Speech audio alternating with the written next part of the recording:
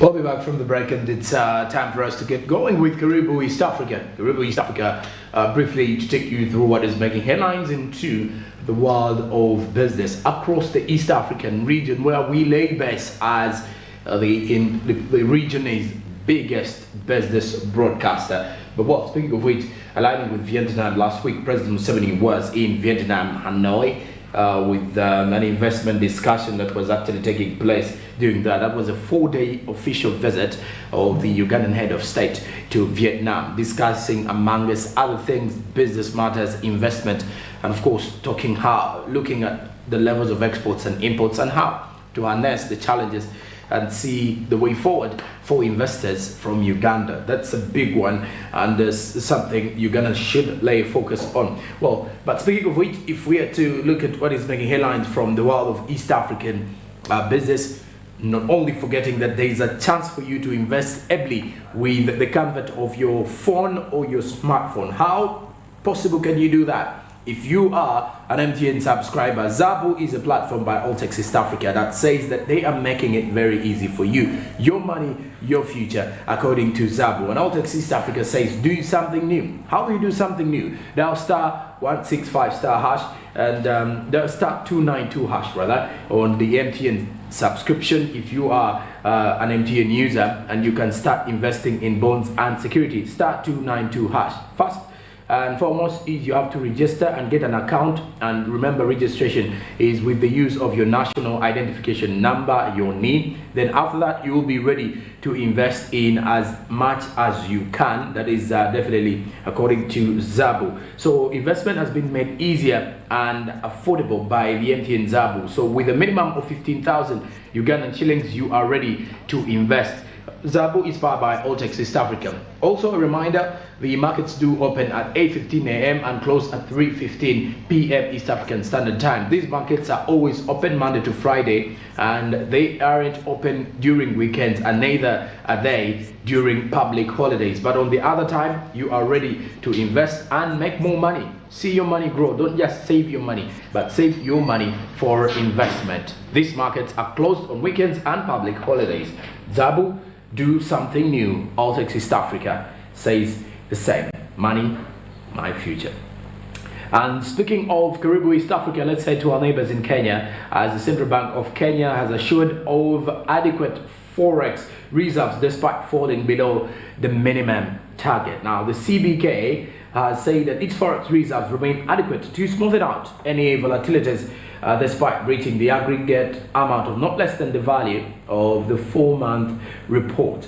Now, during the post-monetary policy committee briefing, the CBK governor, that is Patrick Njoroge, said that the Apex Bank will still be able to perform various functions such as the external government payments of debt despite the breach that happens. Then CBK's foreign exchange reserves currently stand at 7,038 million Kenyan shillings, 7,038 million US dollars, and then that is a 3.94 month of import cover.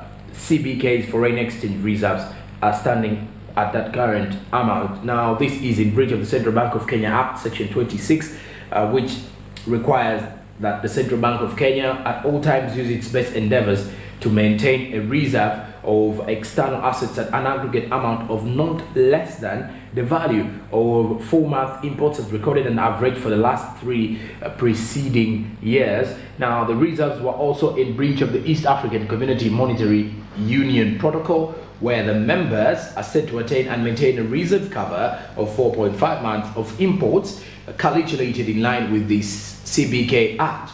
However, Patrick Njoroge added that the Apex Bank is doing its best to ensure that the reserves are back to the value of 4-month imports, and that's why they are not stressed. Patrick Njoroge further noted that for the Central Bank of Kenya, best endeavors mean that they have looked forward and they expect some inflows. For instance, he did note that the country is expecting $443 million, that's the US dollars, approximately 54.1 billion Kenyan shillings, from the International Monetary Fund for review in December, and this will buff up the country's foreign exchange reserves. He disclosed that, on the other hand, that Kenya is also expected to access a facility of roughly 400 million US dollars. That is approximately 48.9 million Kenyan shillings, a billion rather, Kenyan shillings from the World Bank by June 2023. Now, Kenya's reserves, if you were to look at that, have been depleting partly because of debt payments, as well debt repayments and CBK's intervention to caution the shilling's depreciation against the United States dollar. Now, on the other hand, the currency has weakened about 80%. The currency has weakened about 8% against the US dollar this very year. This local unit traded at 122.32 units to the US dollar as of Thursday evening. That is in Kenya. Now, speaking of that and more, let's head to the south of Uganda. We look in what is happening from Tanzania. As now, the farmers in Tanzania have so far earned 169 billion Tanzanian shillings as cashew auctions continue. The cashew nut farmers in the southern regions have so far generated 169.835 billion after selling raw cashew nut since the start of the auctions last month. The new cashew nut season opened in October, and a total of 89,658.73 tons have been sold so far. Now, in the ongoing 2022-2023 season, the Cashew Nut Board of Tanzania, that is the CBT, does project that 400,000 tons of raw cashew nuts will be produced from different regions that grow the entire crop. Then the CBT, that is the Cashew Nut Board of Tanzania's Acting Director of Marketing and Quality Assurance, Domina Nkangara, told reporters that the sales of the raw cashews were done by 6 farmers cooperatives during the last auctions. Now, so far, the board, that is Cashew Nuts Board, has conducted 26 auctions, but out of the 26, 6 of them did not get buyers. So 20 of them already have the buyers. The agriculture marketing cooperative societies which participated in the auctions included Tandahiba and Newala, that is Teneku. Then there is Masai and Matwara, Ruangwa, Nachingwe and Liwale. Then Tunduru, also part of the queue, Lindi Mwambeo and the Coast Region Cooperative Union Koreku. Then also the farmers are free to sell their cashews without any presence to do so, and that is their priority so far. Now, out of the earned money, 26.027 billion Tanzanian shillings were generated by members of Taneku from 13,337.11 tons of raw cashews, according to Nkangara. Now, members of Mamaku collected a total of 65.88 billion Tanzanian shillings. The acting director general of the CBT, Francis Alfred, says at the beginning of the 2022-2023 season, when you look at this particular way, low prices did affect the cashew nut growers or the cashew nuts farmers as well, as it affected the entire sales of cashew nut within Tanzania, prompting farmers to reject the prices that were offered by general of the buyers. Now, also on the other hand, according to the CBT official, cashew nut processing in Tanzania and in various countries across the continent remains less than 10%. Now, that is a very low figure, while 90% of the raw cashew nuts that are being produced in the world are extracted in India and in Vietnam. Well, that's it from there. But with the month of collection and the month of entire auctioning in Tanzania, you get to realize that the farmers in Tanzania have earned 169 billion Tanzanian shillings off the cashew. Now, out of the 26 participants in the auction, 20 of them got the buyers. 6 of the remainder are yet to find buyers. Lastly, from KARIBU, East Africa, we head to Burundi, as this particular one is regarding Burundi saying it will not allow the importation of GMO products. Like the East African region newspaper has highlighted here, that the region has isolated Kenya on the GMOs. Now, this is the same situation coming in from here. The Burundi government has indicated that it will not allow the importation of genetically modified organisms into the country, despite some East African community member states opening up for the products. This comes as Kenya for the first time allowed for the importation of the GMOs, the genetically modified organisms, to address the food crisis in the country. That is the GMOs, maize, in regards to the food crisis in the country, where millions are said to be at risk of starvation. However, on the other hand, this has been met with opposition from certain quarters, especially by leaders from the country's maize-growing Rift Valley region. At least 4.2 million Kenyans, especially in pastoralist areas, are facing hunger due to severe drought that has perished for prolonged periods, leading to food shortage. With the Burundian law prohibiting the importation of genetically modified products, experts have forever warned that the lack of proper equipment may see the GMOs imported into the country. Willie Irakosa, that is a research director at the Burundi Institute of Agroeconomic Science, decreed the absence of equipment capable of detecting the entrance of GMOs into the country, calling for better ways to protect the lives of Burundians and the environment. According to the Burundian government, a bunch of 120 tons of Pan 53 maize seeds were received at Kobero border in Muyinga province, that is from Zambia, while another 600 tons are still on the way from the same country. Now, Burundi currently imports the Pan 53 maize seeds, while some local companies produce the Lond 78 seeds. Now, the type of certified corn in Burundi that meets the same characteristics, if you want to look at that, as Pan 53 in terms of production. According to the agriculturalists in the country, both Pan 53 and Lond 78 are not genetically modified organisms. So that means Burundi will be accepting those for the meantime. Now, according to Isabu, Burundi should invest in the establishment of laboratories and capacity building on the plant protection department and the Burundi Bureau of Standards to check on the standards of the maize being imported into Burundi. That's for the KARIBU East Africa. Now, at this moment in time, we get into the SMB international news.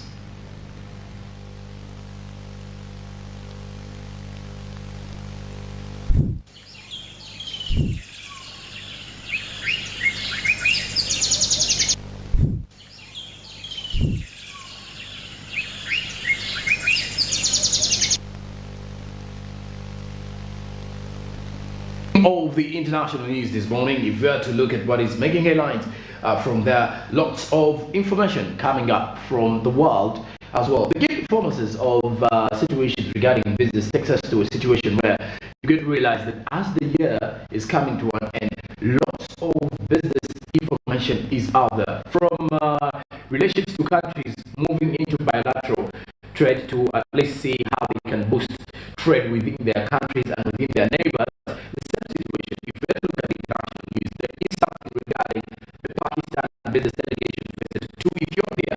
This particular visit of Pakistan is a business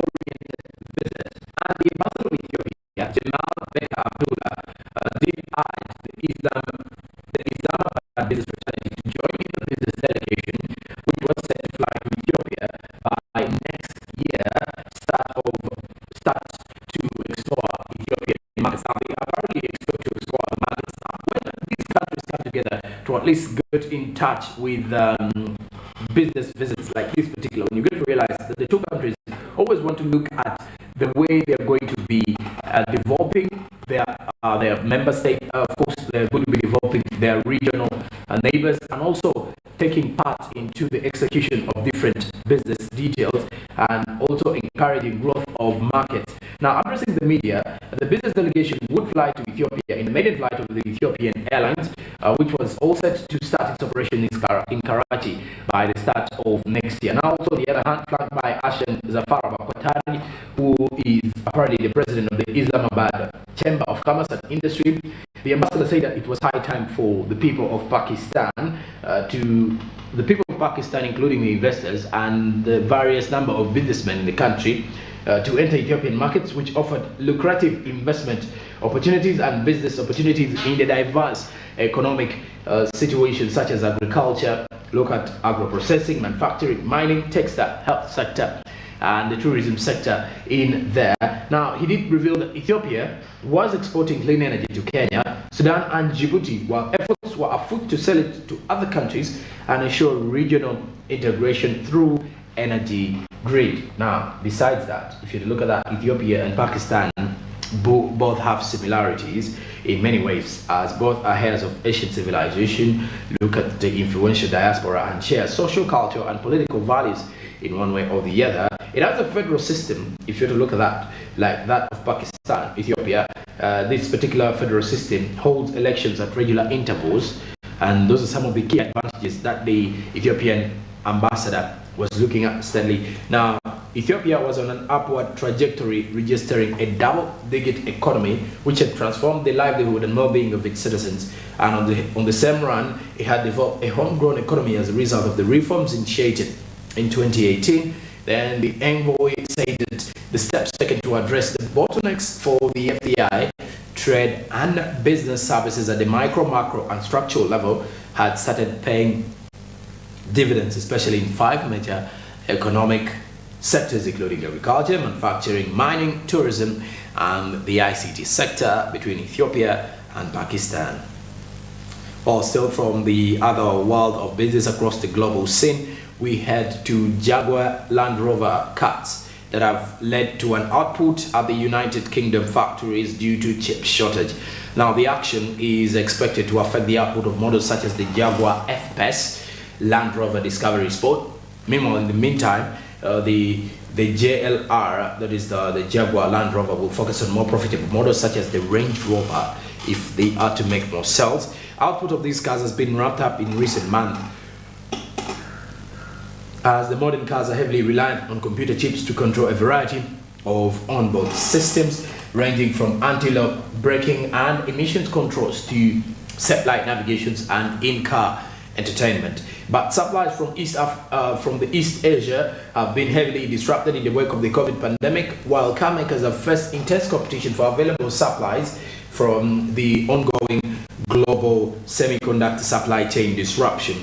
Now, in a statement, the Jaguar Land Rover said it would continue to actively manage the operation patterns of their manufacturing plants, whilst the industry experiencing ongoing global semiconductor supply chain disruptions.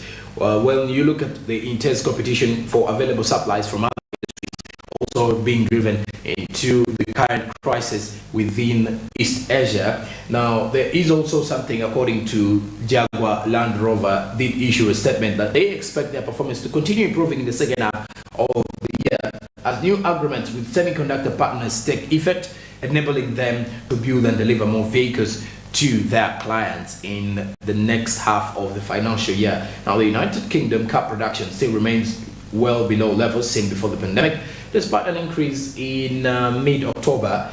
Figures from the Society of Motor Manufacturers and Traders did reveal with this particular report. Now, the industry built 69,524 cars in October. That is up to 7.4% in increase from an earlier projection. But according to the Society of Motor Manufacturers and Traders, say that the manufacturers were still suffering from the turbulent supplies of components within the car marketing and the car production industry. Now, when you look at the other situation in terms of production, the production was up in October, but they expect it to be volatile as they go forward, especially when some parts come from China. Now, House did say, Mr. House, who's a part of the board of the Land Rover Group, did say that the United Kingdom was no way close to making enough chips for the car industry, as massive investments are required and some governments in the world are putting up billions and billions of dollars upon billions of pounds to attract investment and build new fabs, that is the semiconductor fabrication plants, to ensure production of cars. Now, that is more from the Jaguar Land Rover, which says they will be focusing more on production of the Range Rover because it looks more profitable, not only in the United Kingdom, but across the world. Lastly, from the international news, we look at Amazon, which is set to shut down food delivery business in India. And apparently, when you look at what is coming in from India, clearly shows that it is one of those big markets for Amazon. Amazon Incorporation will shut down a food delivery business it was testing in India, which is the e-commerce giant, according to a statement from the e-commerce giant, as the weekend was approaching. Now, it was testing this particular one in India. When you look at the situation, this comes a day after it announced the winding down of its online learning platform for high school students in the same country of India. Amazon Food Business, the company was trailing in the southern India city of Bengaluru, would be disconnected, and according to Amazon, and it will be completely discontinued. In a statement from Amazon Incorporation, the Economic Times earlier reported that the business would be discontinued from December 29th onwards, citing communication from the company to its restaurant partners.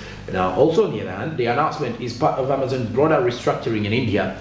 It did announce earlier last week that it will be shutting down its EdTech service academy in the country as of next year. India is a key overseas market for Amazon, which has deployed over $6.5 billion in its local business in the country. But the company is lagging Walmart, Flipkart, and struggling to make inroads to smaller Indian cities and towns, according to a report that was previously revealed by Sanford C. Bernstein. Then Amazon's 2021 gross merchandise value in the country, that is India, apparently stood between $18 billion to $20 billion, lagging Flipkart's $23 billion. Now, the analyst said in a report to clients. Now, that and more is that now the Amazon food in India will definitely be closed up and discontinued. The earlier statement was that the business would be closed up by 29th of December, but it may not happen as that, as Amazon did reveal that it will be discontinued as soon as possible in India. And speaking of it being discontinued in India, most of the companies, of course, across the world are continuing to discontinue most of their activations in most of the countries. And not only does Amazon come first or last, but we do expect others to close in some countries and open up in the others. Well, besides that, as we sum it up with the SME International News, just a quick reminder, you can get more updates on www.smart24.tv if you want to discuss more business matters. But well, besides that as well, just a quick one, we are on mainstream channel 394, that is Go TV, and DSTV channel 372, driving your business. Our YouTube channel is Smart24 TV Live, where we drive business on the other platforms on social media as well. Quick one as well, do follow us on our different social media platforms. Twitter, Smart24 TV, Facebook is Smart24 TV official, and Instagram is Smart24_TV. I'm Joram Paul Sonko, while on Twitter I'm at Joram Paul Sonko, Facebook at Joram Paul Sonko, and Instagram at Joram Paul_Sonko. After the break, I do have the business tips, codes. I've got more of the SMB updates. What do we have next? Of course, just keep your eyes glued here on Smart Means Business as we return with the third hour of the show, which will also include more of the entertainment business and the sports business as we drive the business this morning. Good morning.